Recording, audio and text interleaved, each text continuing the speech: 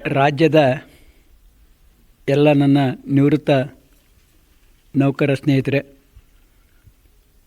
ತಾವೇನು ಜವಾಬ್ದಾರಿನ ಕೊಟ್ಟಿದ್ದೀರಿ, ನಿವೃತ್ತರಿಗೆ 7ನೇ ವೇತನದಲ್ಲೇ ಆಗಿರ್ತಕ್ಕಂಥ ಆರ್ಥಿಕ ನಷ್ಟವನ್ನು ನಾವೆಲ್ಲ ಪಡ್ಕೋಬೇಕು ಅನ್ನೋ ದೃಷ್ಟಿಯಲ್ಲಿ ಕಳೆದ ಏನು ವಿಶೇಷ ಅಧಿವೇಶನ ಆರಂಭವಾಯಿತೋ ಅವತ್ತಿನಿಂದ ಬೆಂಗಳೂರಿನಲ್ಲೇ ಎದ್ಕೊಂಡ್ಬಿಟ್ಟು ಪ್ರತಿನಿತ್ಯ MLAಗಳು, ಮಂತ್ರಿಗಳು, MLC ಅವ್ರನ್ನ ಭೇಟಿ ಮಾಡಿ ನಮ್ಮ ಸಮಸ್ಯೆ ಬಗ್ಗೆ ಚರ್ಚೆ ಮಾಡೋದ್ರ ನಾವು ವಿನಂತಿ ಮಾಡ್ಕೊಂಡ್ವಿ.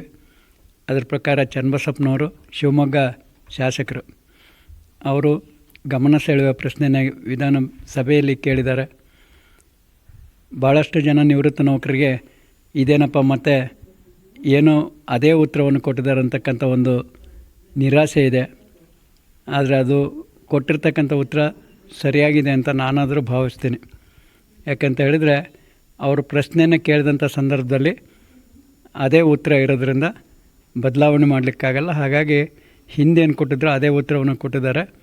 ಈಗ ಅದಕ್ಕೋಸ್ಕರ ನಾವು ಕಳೆದ 2-3 ದಿವಸದಿಂದ ಮಾನ್ಯ ಮುಖ್ಯಮಂತ್ರಿಗಳನ್ನು 2 ಬಾರಿ ಭೇಟಿ ಮಾಡಿದ್ದೀವಿ. ಮೊನ್ನೆ ಭೇಟಿ ಮಾಡಿದಂಥ ಸಂದರ್ಭದಲ್ಲಿ ಮಾನ್ಯ ಮುಖ್ಯಮಂತ್ರಿಗಳು ಅವರ ಆರ್ಥಿಕ ಸಲಹೆಗಾರರಾಗಿದ್ದ ಶ್ರೀ ಬಸವರಾಜ ರಾಯರೆಡ್ಡಿಯವರು, ಕಾನೂನು ಸಚಿವರಾಗಿರ್ತಕ್ಕಂಥ H.K. ಪಾಟೀಲ್ರವರು ಮತ್ತು ನಮ್ಮ ಗೌರವಾಧ್ಯಕ್ಷರಾಗಿರ್ತಕ್ಕಂಥ ಸನ್ಮಾನ್ಯ ಶ್ರೀ ಐವಾನ್ ಡಿಸೋಜರವರು, ಇವರು 4 ಜನ ದಿಗ್ಗಜರ ಜೊತೆ ನಾವು ಮನವಿಯನ್ನು ಅರ್ಪಿಸಿದಾಗ ಮಾನ್ಯ ಮುಖ್ಯಮಂತ್ರಿಗಳು ನಿಮಗೆ ಏನು ತಾರತಮ್ಯ ಆಗಿದೆ ಅಂತಕ್ಕಂಥ ವಿಚಾರವನ್ನು ಕೇಳಿದಾಗ ಅವರಿಗೆ ಎಳೆಯಾಗಿ ಬಿಡಿಸಿ ಹೇಳಿದ್ದೀವಿ.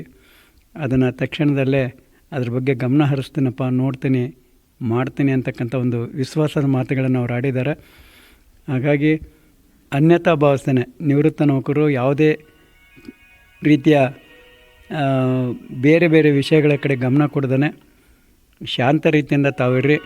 ಯಾವುದೇ ರೀತಿಯ ವಾಟ್ಸಪ್ನಲ್ಲಿ ವಿರೋಧವಾಗಿರ್ತಕ್ಕಂಥ ಒಂದು ವಿಷಯಗಳನ್ನು ಹೇಳೋದಾಗಲಿ, ನಿವೃತ್ತ ನೌಕರ ಮನಸ್ಸನ್ನು ನೋವು ಮಾಡ್ತಕ್ಕಂಥ ವಿಚಾರವನ್ನು ತಿಳಿಸೋದನ್ನಾಗಲಿ ನಿಲ್ಲಿಸಿಬಿಡಿ ದಯವಿಟ್ಟು.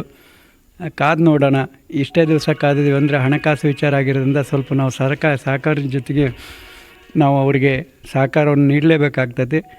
ಸರ್ಕಾರ ಖಂಡಿತವಾಗಿಯೂ ನಮಗೆ ಆಗಿರ್ತಕ್ಕಂಥ ಅನ್ಯಾಯವನ್ನು ಈ ಸಾರಿಯ ಒಂದು ಬಜೆಟ್ ಸಂದರ್ಭದಲ್ಲಿ ಸರಿಪಡಿಸ್ತಾರೆ ಅಂತಕ್ಕಂಥ ಒಂದು ವಿಶ್ವಾಸ ನಮ್ಮ ಒಂದು ಚಟುವಟಿಕೆಯಿಂದ ಗೊತ್ತಾಗಿದೆ. ಜೊತೆಯಲ್ಲಿ ಭಾಳಷ್ಟು ಜನ ಕೇಳ್ತಾರೆ, ಈ ಬಜೆಟ್ನಲ್ಲಿ ನಮ್ಮ ವಿಚಾರ ಚರ್ಚೆ ಆಗುತ್ತಾ, ಬಂದಿದೆಯಾ ಅಂತಂದು. ದಯವಿಟ್ಟು ಅನ್ಯತಾ ಭಾವಿಸಬಾರ್ದು.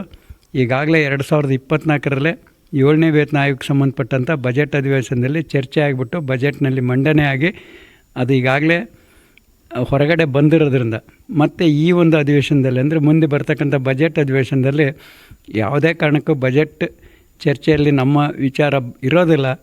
ಆದರೆ ಏನು ಹಿಂದೆ ನಮಗೆ ಕೊಟ್ಟಲು ಆ ಹಣವನ್ನು ಸರಿದೂಗಿಸ್ತಕ್ಕಂಥ ವಿಚಾರ ನಡೀತಾ ಇದೆ. ಆ ವಿಚಾರದಲ್ಲಿ ನಾವು ಈಗಾಗಲೇ ಆರ್ಥಿಕ ಇಲಾಖೆ ಅಧಿಕಾರಿಗಳ ಜೊತೆಗೆ ಮತ್ತು ಮಾನ್ಯ ಮುಖ್ಯಮಂತ್ರಿಗಳವರ ಕಚೇರಿಯವರ ಜೊತೆಗೆ ಚರ್ಚೆ ಮಾಡಿದ್ದೀವಿ.